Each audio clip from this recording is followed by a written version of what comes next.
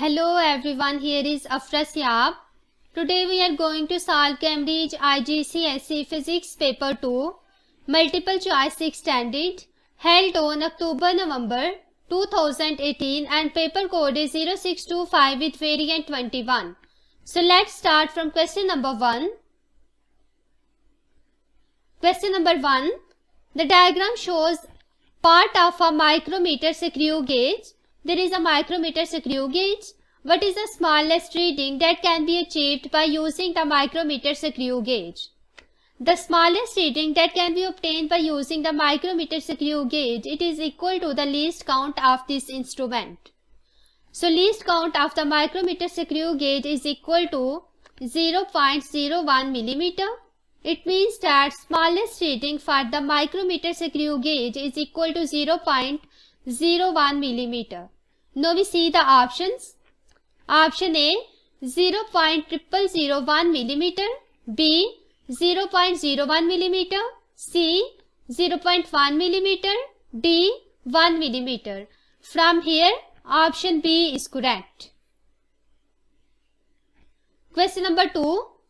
A small light ball is dropped from the top of a tall building. Which graph shows how the speed of the ball changes with the time?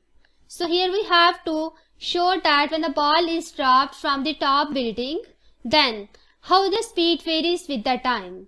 So first of all, when the ball starts from the rest, then it increases its velocity as it falls downward. And after some time, the falling ball attains constant speed, which is known as terminal speed. It means that first of all the speed increases and then it becomes constant. In the graph A, we can see that it is a straight line, that it is increases uniformly. So option A is incorrect. Also the B is incorrect because the starting area shows that there is a uniform speed. So this is also incorrect. Option C. This shows that first of all the speed increases and then it becomes constant. It is constant in this area. So option C is correct from here. Question number 3. A runner runs 300 meter at an average speed of 3.0 meter per second. She then runs another 300 meter at an average speed of 6.0 meter per second. What is her average speed for the total distance of 600 meter? So here we have to find out the average speed when the total distance is 600 meter. First of all, we know that the average speed is the total distance divided by total time. I write here average speed is equal to total distance divided by total time. It is given that the total distance is 600 meter, but we don't know the value of the total time. It means that we have to find out the total time. We know that V is equal to distance over time. We can easily find out time from this formula. So T1 will be equal to D1 over V1. D1 is the distance. First of all, it is 300 meter and speed is 3.0. So I write here 300 divided by 3.0, which is 100 second. For the second run, T2 will be D2 over V2. Distance is again 300 meter, but now the speed is 6.0 meter per second. So I write here 300 divided by 6.0, which is equal to 50 second. So the total time T will be T1 plus T2, which is equal to 100 plus 50. It is 150 second. Now the average speed will be equal to total distance is 600 divided by 150. So the average speed will be equal to 4.0 meter per second. Now we see the option. Option A 2.0 meter per second, B 4.0 meter per second. From here option B is correct. Question number 4. A helium balloon is tied to a top and balance. A metal block of mass 100 gram is placed on the balance. The reading on the balance is 91 gram. Which statement can be deduced from this experiment? Option A. The balloon exerts a downward force of 0.09 Newton on the top and balance. B. The helium has a mass of minus 9 gram. C. The helium has a mass of plus 9 gram. D. The resultant downward force on the top and balance is 0.91 Newton. First of all, two things are given, the mass of helium and the resultant force. Now we see in this diagram that there is a helium balloon and also the metal block. It is placed on the top and balance. First of all, mass is given, that is 100 gram, and when it is placed on the balance, the reading is 91 gram. So first of all, I find out W is equal to mg. When mass is 100 gram, I write here weight will be equal to, mass is 100 gram and I have to convert into kilogram. So also I divide it with 1000, multiply by the value of G is, it will be equal to 1 Newton. Next, it is given that the reading on the balance is 91 gram. It means that other mass will be 100 minus 91. So I write here mass is equal to is 9 gram. So weight will be equal to m multiplied by g, 9 over 1000 multiplied by 10. So weight will be equal to 0.09 Newton. This weight is basically equal to the force. So I draw here diagram to show these forces. There is a force of 0.09 Newton in the upward direction. Also the other force is 1 Newton. The net force will be 1 minus 0.09, which is equal to 0.91 Newton. It is also in the upward direction. So it will be 0.91 Newton. Now we see the options. Option A. The balloon exerts a downward force. This is incorrect because here the force is downward. B and C is also incorrect because here mass is given, which is not correct. D. The resultant downward force on the top and balance is 0.91 Newton. So this option is correct. Question number 5. A liquid has a volume of 0.040 meter cube and a mass of 30,000 gram. What is the density of the liquid? Here we have to find out the density of the liquid, and we know that density is equal to mass over volume. Mass is given, which is 30,000 gram, and we have to convert this mass into kilogram. So I write here 30,000 divided by 1000. And I have to multiply with volume, that is 0.040, so that it will be equal to 30 over 0.040. The density will be equal to 750 kilogram per meter cube. Now we see options. Option A 0.075 kilogram per meter cube. B 7.5 kilogram per meter cube. C 750 kilogram per meter cube. So only option C is correct from here. Question number 6. A resultant force of 4.0 Newton act on the object of mass 0.50 kilogram for 3.0 second. What is the change in velocity caused by this force? So here we have to find out the change in velocity. We know that impulse is equal to change in momentum, and it is also equal to force multiplied by time. Basically here we have to find out the value of delta V, that is the change in velocity. So I write here delta V is equal to force multiplied by time divided by mass. Force is given, which is 4.0 Newton, multiplied by time is 3.0, divided by mass 0.50 kilogram. So delta V will be equal to 24 meter per second. Now we see options. Option A 4.0 meter per second, B 6.0 meter per second, C 12 meter per second and D 24 meter per second. From here, option D is correct. Question number 7. Which quantities are both vectors? Option A acceleration and force, B acceleration and pressure, C density and force, D density and pressure. Vector quantities are those quantities that are specified by the magnitude as well as direction. So acceleration and force, both of these are vector because they have magnitude and also the direction. So option A is correct from here. Question number 8. A moving ball with a momentum of 25 kg meter per second collide head on with a wall. It rebounds from the wall with the same speed but in opposite direction. The time of collision is 50 millisecond. What is the average force exerted on the wall by the ball during the collision? So here we have to find out the average force.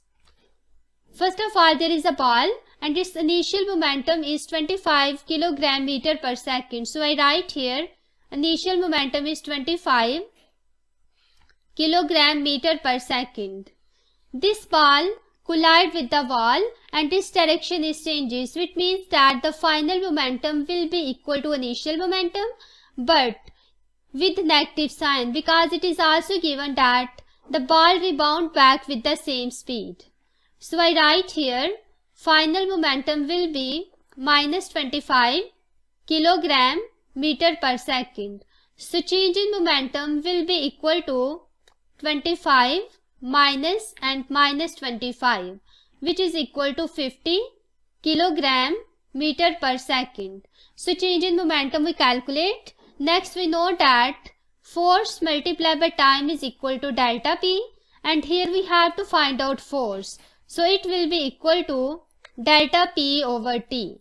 Change in momentum is 50 divided by time is given 50 milliseconds. So I write here 50 into 10 की power minus 3.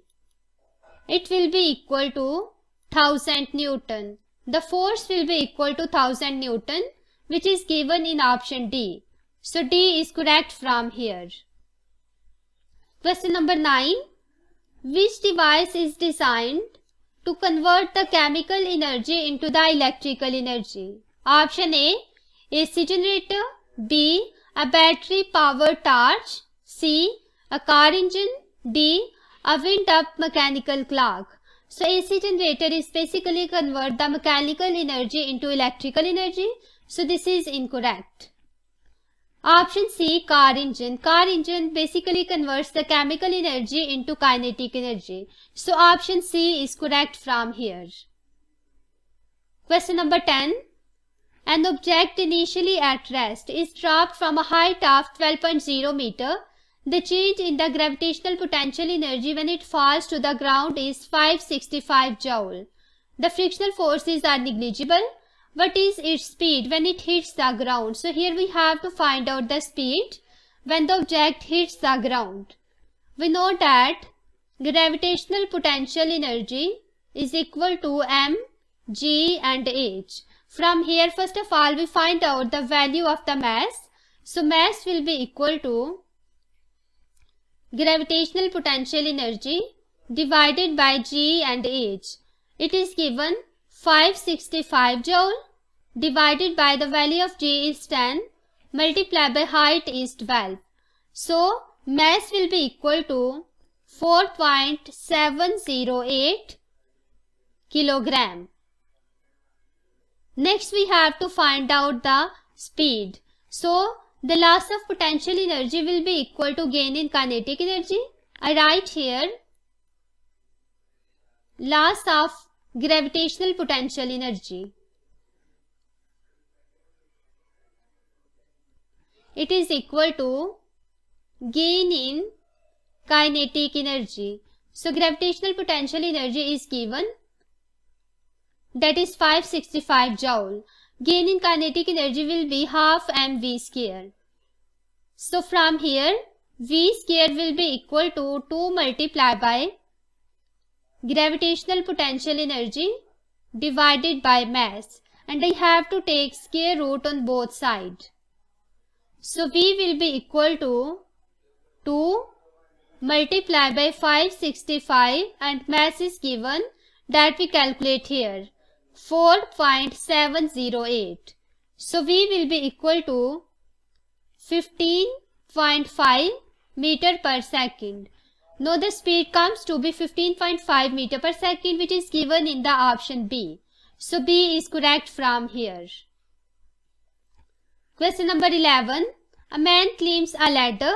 Which two quantities can be used to calculate the useful power of the man? So here we have to calculate the power.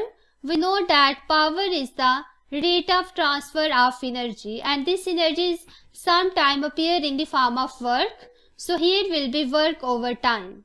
Now we see the options. The weight of the man and the time taken only. So this is incorrect because the power does not include weight. B. The weight of the man and the vertical distance moved only. This is also incorrect because there is no involvement of the vertical distance. Option C. The work done by the man and the time taken only. Here is the work done and time. So option C is correct from here. Option D. The work done by the man and the vertical distance. This is also incorrect because here is no vertical distance involved when the work is done in the case of power. So only option C is correct. Question number 12. A manometer is used to measure the pressure of a gas supply. Here is a manometer and it is used for the measurement of the pressure. Which change gives a greater value of the height h? Option A. Using a less dense liquid. B. Using the more dense liquid. C. Using a narrow tube. D. Using a wider tube. So first of all, the pressure due to liquid is equal to density, gravitational field strength and height. Here we have to gain the greater height. So height will be equal to P over density and G. Height is inversely proportional to density. When the height is greater, the density would be small. It means that in order to give the large height, we have to use the less dense liquid. From here, option A is correct, which shows that using a less dense liquid will give the greater value of the height. Question number 13. A wash basin has an exit pipe covered with a plug of area 12 cm square. A chain is attached to the center of the plug to assist in pulling the plug away from the exit hole. The wash basin contains the water to a depth of 0.080 meter. The density of the water is 1000 kg per meter cube. What is the force acting on the plug due to the water? So here we have to find out force. We know that pressure is equal to density, gravitational field strength and height, or this is also called depth. So pressure is also equal to force over area. We have to compare both of these equations. Force over area will be equal to density, G and H. So force will be, we use this formula and put values here. Density is given 1000 kg per meter cube multiplied by the value of G is 10 and the depth is given, that is 0.080 meter. So I write here multiplied by area. Area is given 12 cm square and we have to convert into meters. So I write here 12 multiplied by 10 to the power minus 4. So the force will be equal to 0.96 Newton. Now we see the options. Option A 0.96 Newton. So only option A is correct from here. Question number 14. Diagram 1 shows the apparatus being used to observe the smoke particles. Diagram 2 shows how the smoke particles moves randomly.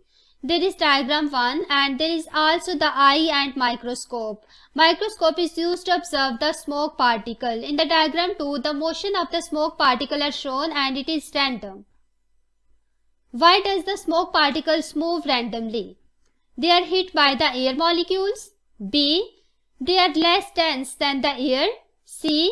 They are moved by the convection currents. D. They gain energy from the light. From here, option A is correct because the smoke particles move randomly because these are hit by the air molecules. Question number 15. The gas in a sealed container is compressed at a constant temperature. Which graph shows how the pressure of the gas changes with its volume? So here the temperature is constant and we have to show the variation of the pressure with the volume. According to Boyle's law, when the temperature is constant,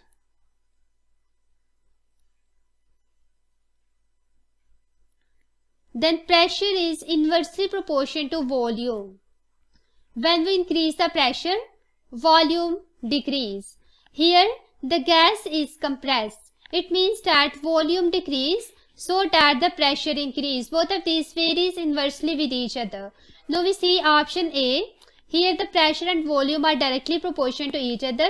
When the volume increase, pressure also increase. So this is incorrect. In the option B, here the pressure is constant. So this is also incorrect. Option C, this is also incorrect. Only the correct statement is option D, which shows that by decreasing the volume, the pressure increase. So only graph D is correct. Question number 16. The distance between two electricity pylons is 60 meter. An engineer fits a cable of length 62 meter between the pylons. Why does the engineer choose a cable that is longer than the distance between the two pylons? A. To allow for the contraction of the cable in the cold weather. B. To create a slope in the cable for electrons to flow down. C. To keep the current low and voltage high. D. To reduce the magnetic field around a cable. So first of all, the distance between the cable is given, which is 60 meter, and the cable length that is fitted between the two pillars by the engineer is 62 meter. The engineer chose a longer cable of length longer than distance because the cable contract on cooling and it expand on heating, which is also be called linear thermal expansion. Now we see the option. In the option A, it says that to allow for the contraction of the cable in the cold weather. So this is correct because in the cold weather there is a contraction and in the hot weather there is expansion. So option A is correct from here. Question number 17. The diagram shows a liquid in glass thermometer. Which changes increases the sensitivity of the thermometer? So here we have to increase the sensitivity of the thermometer. Sensitivity of the thermometer should be greater when the diameter is smaller. It means that we have to narrow the capillary tube in order to increase the sensitivity. Now we see the options. Option A narrow capillary tube. B, a wider capillary tube. C, thicker glass around the bulb. D, thinner glass around the bulb. From here, option A is correct. By using the narrow capillary tube, we can increase the sensitivity of the thermometer. Question number 18. An object of mass 800 gram and the specific heat capacity 250 joule per kilogram per degree C is heated. It absorbs 5300 joule of energy. What is the increase in temperature of the object? So here we have to increase the temperature of the object. First of all, we know that energy is equal to mc delta T, and delta T will be equal to E over mc, where delta T is the increase in temperature, E is the energy, M is mass and C is specific heat capacity. Now I put values here. Energy is 5300 joule divided by mass is given 800 gram, and we have to convert this mass into kilogram. So it will be 800 divided by 1000, which is equal to 0.8 kilogram. So I write here 0.8 multiplied by C, that is 250. So delta T will be equal to 27 degrees C.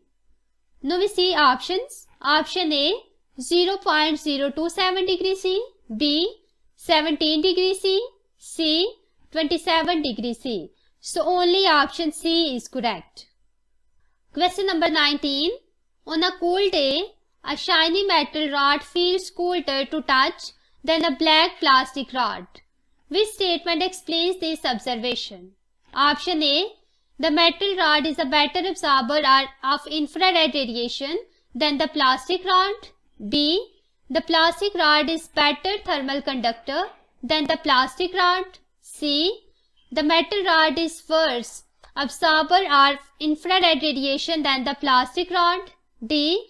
The metal rod is a worse thermal conductor than the plastic rod. First of all, here is shiny metal rod.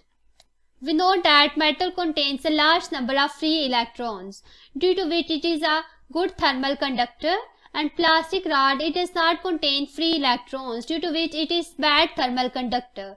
So metal rod is a better thermal conductor than the plastic rod. Option B is correct from here. Question number 20. One end of the copper bar is heated to a high temperature.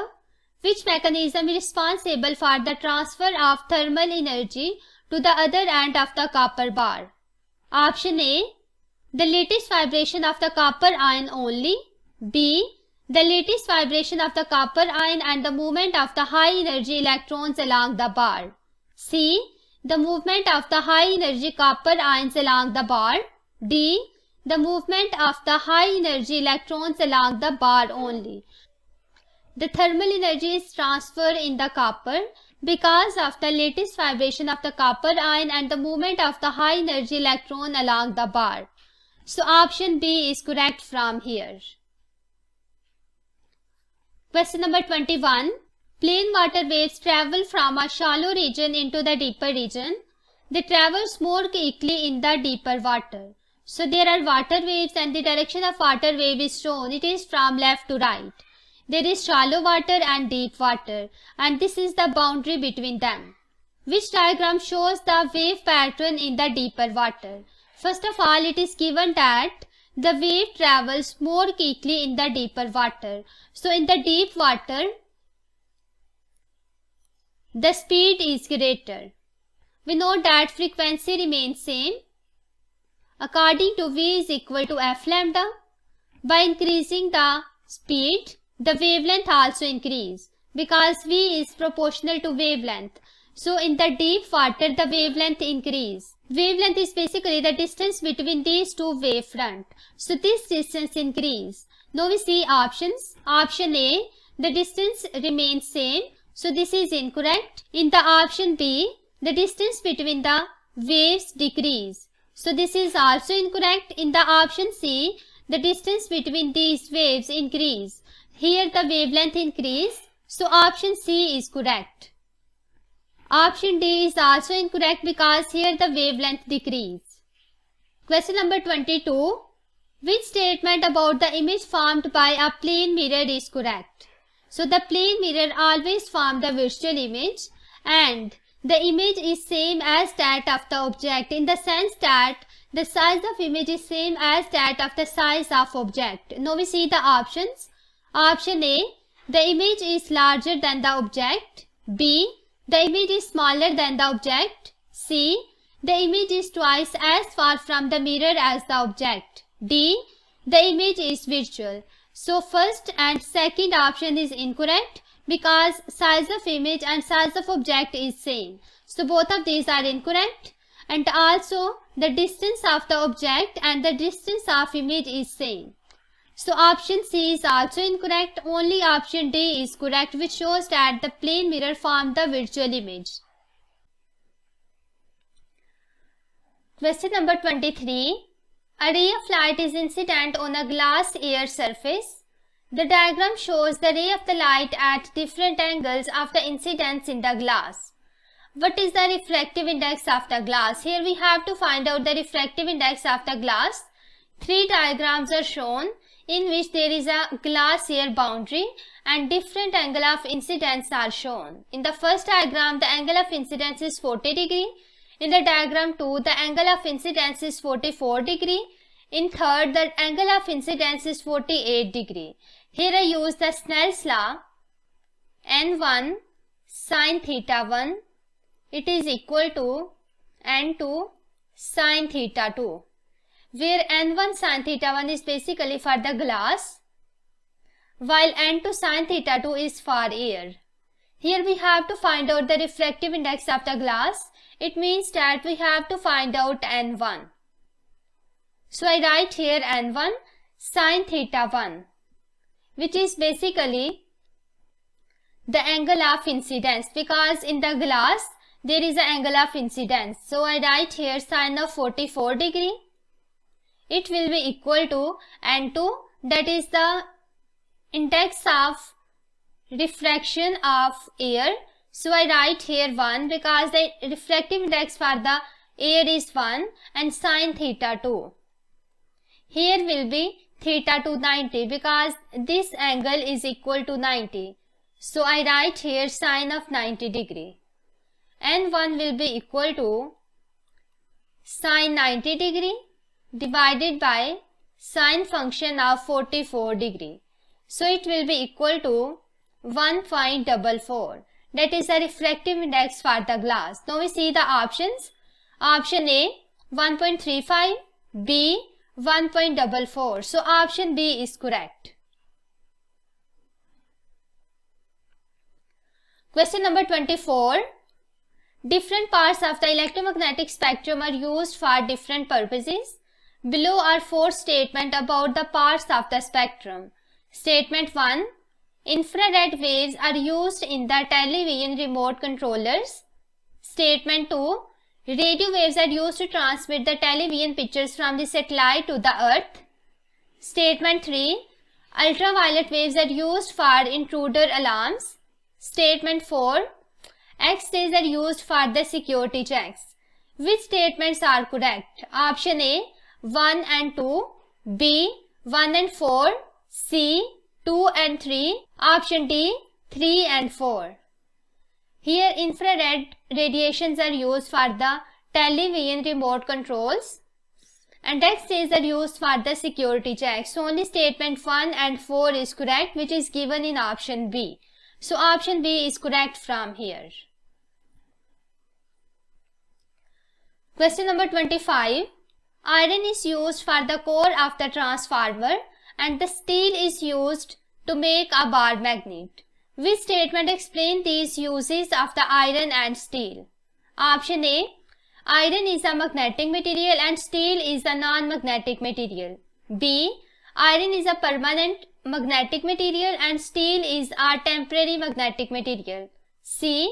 Iron is a temporary magnetic material and steel is a permanent magnetic material. D. Iron is non-magnetic material and steel is magnetic material. First of all, both iron and steel, these are magnetic material. So option A and D, both of these are incorrect. Next we check that which one of the following is permanent and temporary magnetic material. First of all, we talk about the iron. Iron is a soft magnetic material. Its domain can be aligned by applying the magnetic field. But if the magnetic field is removed, then the magnetization is totally zero. It means that iron is a temporary magnetic material, but the steel is a permanent magnetic material, because when we apply the magnetic field, its domain aligned, and when the magnetic field is removed, it still shows the magnetization. So it is a permanent magnetic material while iron is a temporary magnetic material. So it is given in option C. Option C is correct from here. Question number 26. A sheet of ice floats on water. A source of sound S is positioned at the edge of the ice sheet. 4 microphones are placed equal distance from the S. Which microphone detect the sound from the S first? First of all, there are different microphones. Here is A, that is placed in the ear. B, that is placed close to the ice block, while there is also C and D. We have to show that which microphone detect the sound first. We know that ice is a solid and the speed of sound is largest in the solid as compared to the liquid and gas. I write here, speed in the solid is greater as compared to the speed of liquid, and it is even greater as compared to the speed in the gas. So the microphone that is very close to the ice, it detects the sound first. From here, B is correct. Question number 27. A bar magnet is placed inside a current carrying coil. The diagram shows 4 different experiments. There are 4 experiments, 1, 2, 3 and 4. In which experiment is the magnet demagnetized? So here basically we have to demagnetize the magnet. Which one of the experiment is used? Here in the experiment 1, we can see that there is the alternating source of current. There is AC current, due to which this experiment is right, because here the magnet also slowly drawn out of the coil. So this is used for the demagnetization of the bar magnet. In the second experiment, we can see that there is a direct current, and direct current cannot be used for the magnetization or demagnetization of the magnet. So this is incorrect. In the third experiment, again there is a alternating source of current and the current in the coil is reduced slowly. When the current is reduced, then the bar magnet gets demagnetized. So this is also correct. In the fourth experiment, again there is a DC source, and DC current cannot be used for the magnetization and for demagnetization. So experiment 4 is also incorrect. Only 1 and 3, these are correct. Now we see the options. Option A, 1 and 2, B, 1 and 3. So from here option B is correct.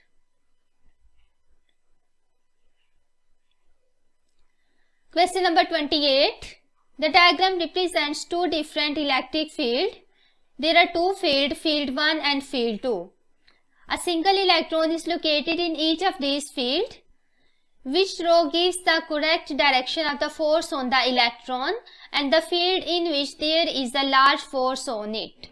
First of all, the arrows that are shown here is basically the direction of the electric field, and the electric field lines emerges from the positive and enters into the negative.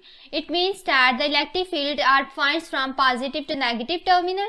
So when the electron is placed, then the direction of the force on this electron will be in the opposite direction. So in this case, force will be downward direction. Next, we also have to find the field in which there is a larger force on it.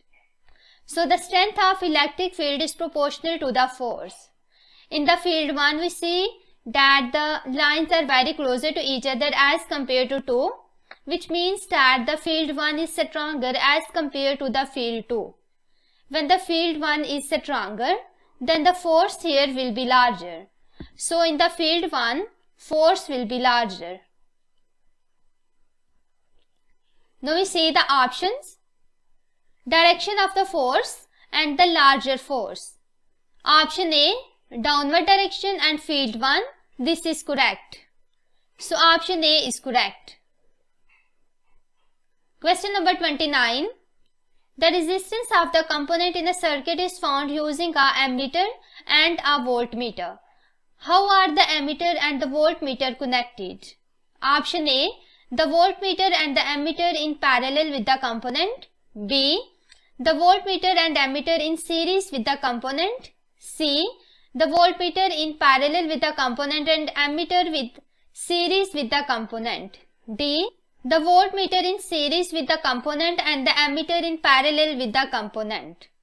First of all, when we have to measure the current and potential difference in the circuit, the ammeter always connected in series with the component, while the voltmeter is connected in parallel with the component. Now we see option in which this combination is given. In the option C, it says that the voltmeter in parallel with the component, also the voltmeter in parallel. So option C is correct from here. Question number 30. The table gives data for the 4 different electrical devices. Which device developed the greatest power? So which one of the following has the largest power? There are different devices are shown. The voltage and the current also given for these devices. We have to calculate power. We know that power is the product of current and voltage. Here I put the value of the current and voltage and find out the power for all of these devices. First of all, I write here car headlight. Power will be equal to current multiplication with voltage. So it will be 3.0 multiplied by 12, which is equal to 36 watt. For the cooling fan, P is equal to 0.40 multiplied by 110 ampere. So that power is equal to 44 watt. For the electric spark generator,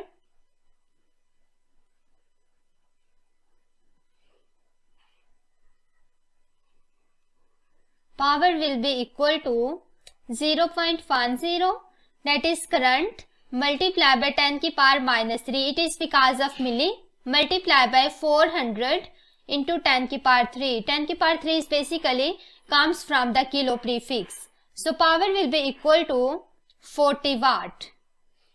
At the last, mains lamp is given. So I write here mains lamp. Power will be equal to 0.20 multiplied by 240. So it will be equal to 48 watt.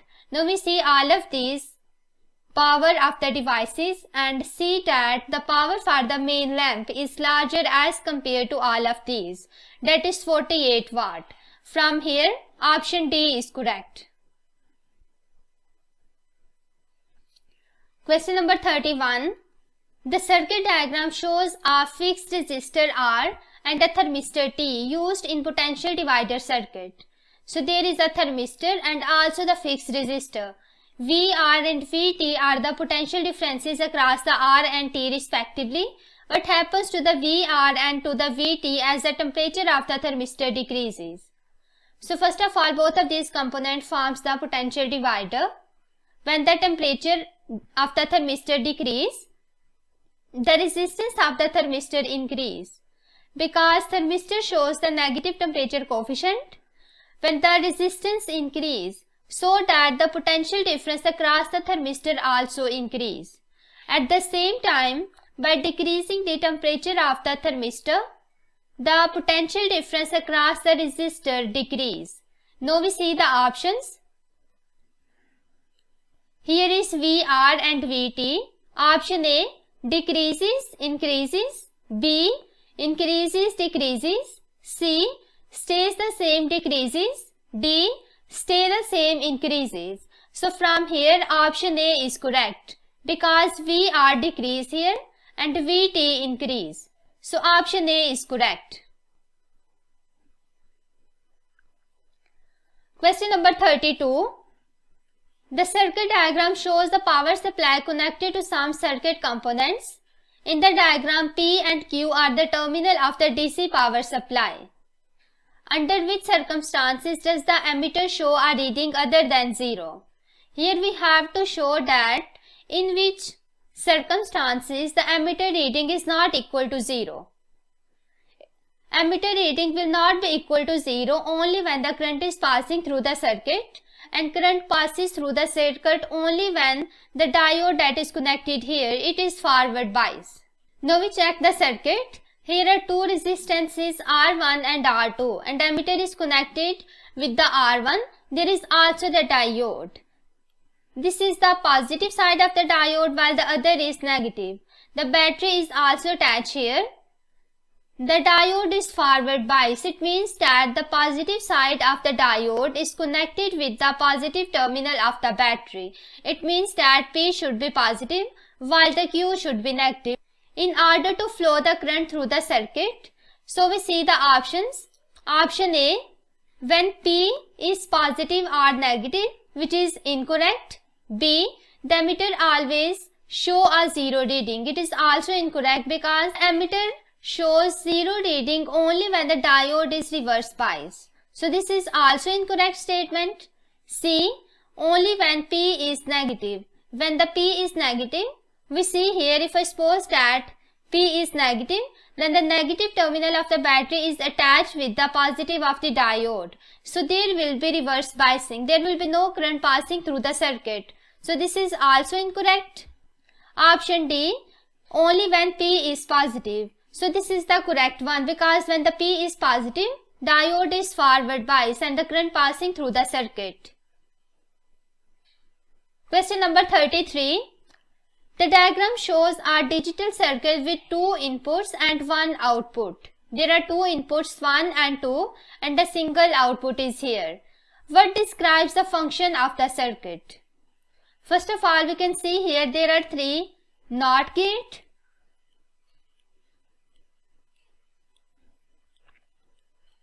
next the output of 2 NOT gate combined by AND gate, and at the end the output of the AND gate and output of 1 NOT gate combines to form of the AND gate. Here we check the different combinations of the input. I suppose that first of all the input is 0 and 0. So here is 0, there is also 0, 0 and 0. When I apply NOT gate over 0, it changes input value. It means that if input is 0, it changes into 1, and if the input is 1, it changes into 0. So here will be 1, 1 and 1. This 1 comes here as it is, but this 1 and 1 when combined by the AND gate here will be 1, because in the AND gate when both of the inputs are high, the output will be high, otherwise the output is low. So this 1 comes here as it is, there will be 1. 1 and 1 combines by the AND gate, it gives the output 1. It means that here is input 1, input 2 and output. When 0 and 0 are the inputs, output is 1. Next I check another combination. When the inputs are 0 and 1, this 0 comes here as it is and 1 here. So 0 changes into 1 and 1 changes into 0 and 0. When 1 and 0 combines by the AND gate, here will be output 0. And this 0 comes here as it is. When 0 and 0 combine by the AND gate, here will be output 0. It means that second combination is 0 and 1. It gives output 0. Next we check the third combination. I suppose that it is 1 and 0. So this 1 changes into 0 by the application of NOT gate, and this 0 also changes into 1. When 0 and 1 combines by the AND gate, here will be 0 and this 1 comes here as it is. So 0 and 1 when combined by the AND gate, here will be output 0. It means that 1, 0, it also gives 0 output. Next we check the other combination. Last combination is 1 and 1.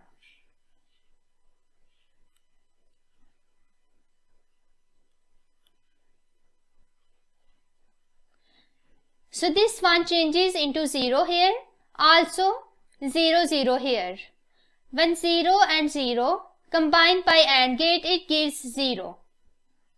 Again, when this 1 comes here as it is and 0 and 1 combines by the AND gate, here will be output 0. So I write here 1 and 1 gives output 0. This is basically the truth table for the NOR gate. It means that this circuit is basically for the NOR gate. Option C is correct from here.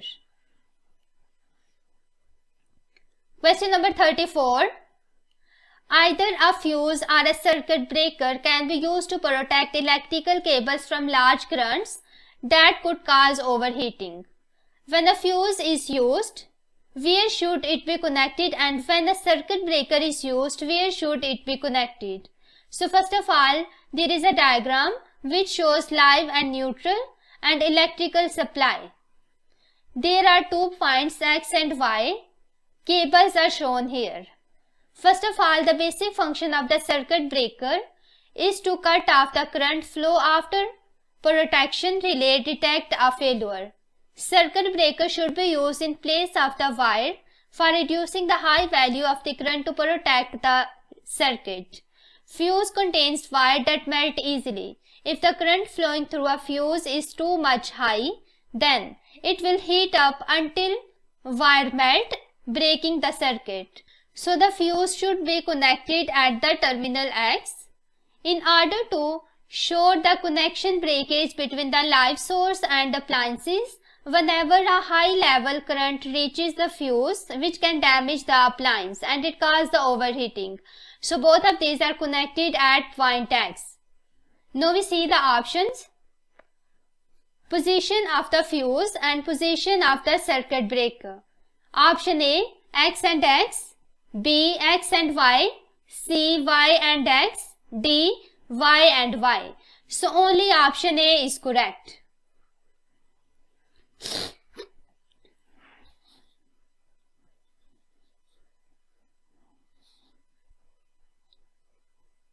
Question number 35. There is a current of 3.0 ampere in the conductor. The current is changed to 6.0 ampere in the opposite direction. Which effect does this have on the magnetic field around the conductor? First of all, current is 3.0 ampere. No, the current is changed. Its value is 6.0 ampere. We have increased the current. By increasing the current, the magnetic field strength increase. So the magnetic field increase.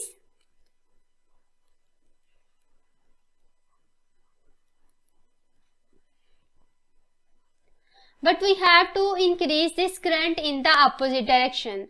By changing the direction of the current, the direction of the magnetic field also be changed. Now we see the options. Option A, it decreases and it acts in the opposite direction. This is incorrect because the magnetic field increases here. Option B, it decreases. This is also incorrect. C, it increases and it acts in the opposite direction. So option C is correct from here. Question number 36. A wire is placed in a strong magnetic field. When the current is passed through the wire, it moves upward as shown. So when the current is flowing through the wire, the direction of the current is shown here. Then the wire moves in upward direction. The current is reversed. In which direction does the wire move? Now we have reversed the direction of the current. Now the direction of current will be in this direction. By reversing the direction of the current, the direction in which the wire move also be reversed. First of all, it is given that the wire moves upward. It is given here. But when the direction of the current is reversed, the wire moves in downward direction. Now we see the options. The direction will be like this. Now we see options. Option A, downwards. B, towards the north pole. C, towards the south pole. D, upwards. So option A is correct from here because the motion of the wire in downward direction by reversing the current.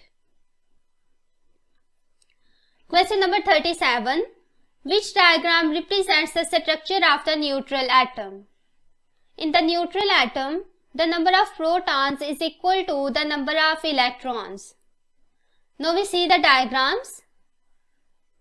It is given that the neutron is shown by the circle proton is positive while the electron is negative. Now we see diagram 1.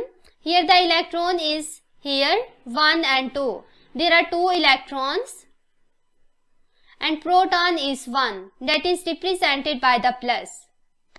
While there is also 1 neutron. So this is incorrect because the number of protons and electrons are not equal in the option A. Now we check B. Again there are 2 electrons and there are 2 protons, that is shown by 2 plus sign, and a single neutron. Here we can see that electron is equal to number of protons, so option B is correct. We also check the others. In the option C, there is single electron while the 2 protons. Again the number of protons is not equal to number of electrons, so this is also incorrect. In the option D, the electrons are 2 while the protons are 3. Again these are not equal, so this is also incorrect. Only option B is correct from here. Question number 38. When the uranium-235 nucleus absorbs a neutron, it becomes unstable and undergoes fission. The fission process produces a barium Ba nucleus, krypton Kr nucleus and 3 neutrons. The fission process is represented by the nuclear equation shown. There is a neutron and uranium. Both of these combine to form of barium, krypton and 3 neutron, which symbol represents the resulting krypton nucleus. Here we have to find out the atomic number and mass number of the krypton.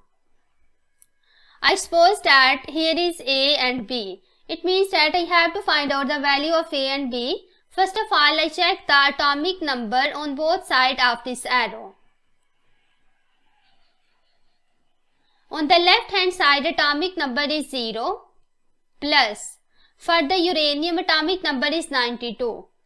It will be equal to atomic number of barium is 56 plus. I have to find out B. So I write here B plus. For the neutron, atomic number is 0. So I write here 0. B will be equal to 92 minus 56, which is equal to 36. Next I check the mass number. On the left side of the arrow, mass number is 1 and 235. So I write here 1 plus 235. It will be equal to, on the right hand side, barium has mass number 144 plus. For the krypton it is A plus.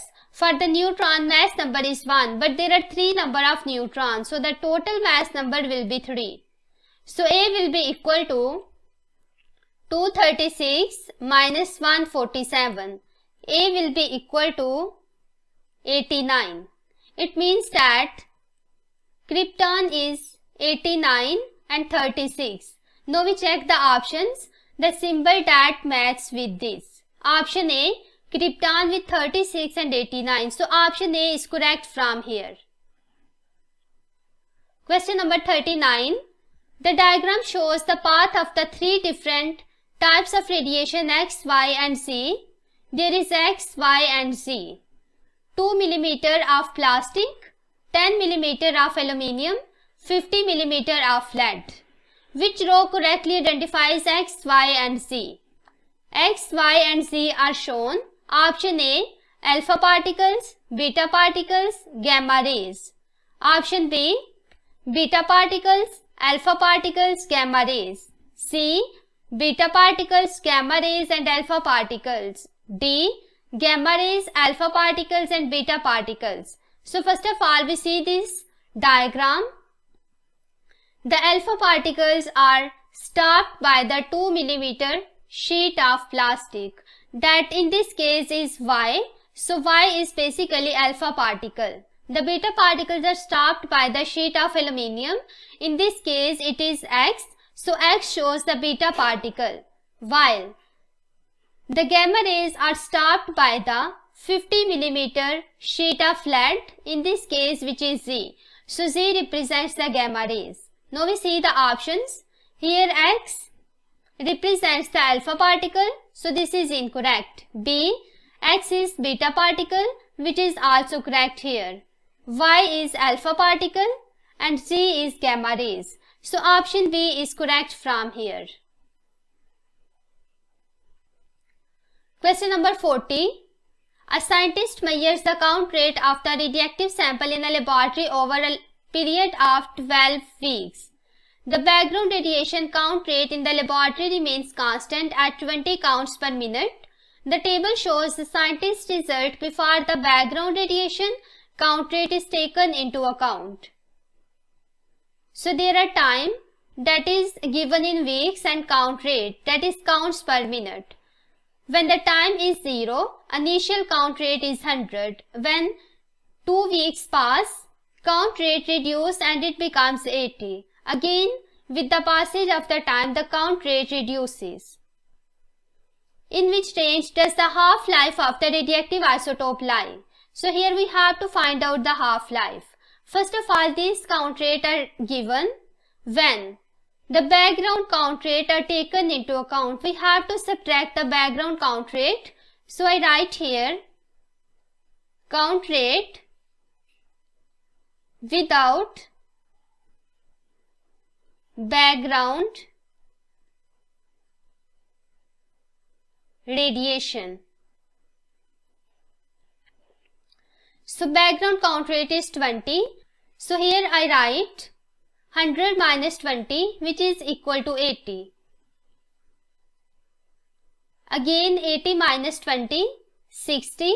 65 minus 20, which is equal to 45.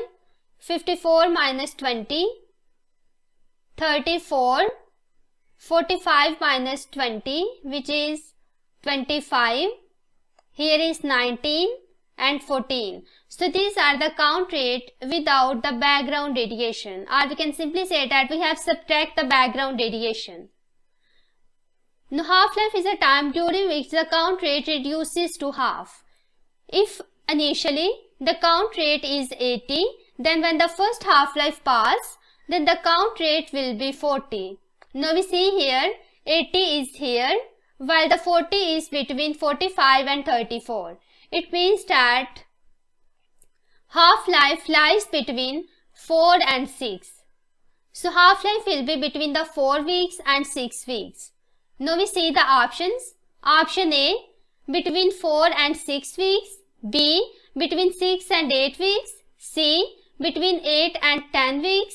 D, more than 12 weeks. So from here, option A is correct, which shows that half-life should be between the 4 and 6 weeks.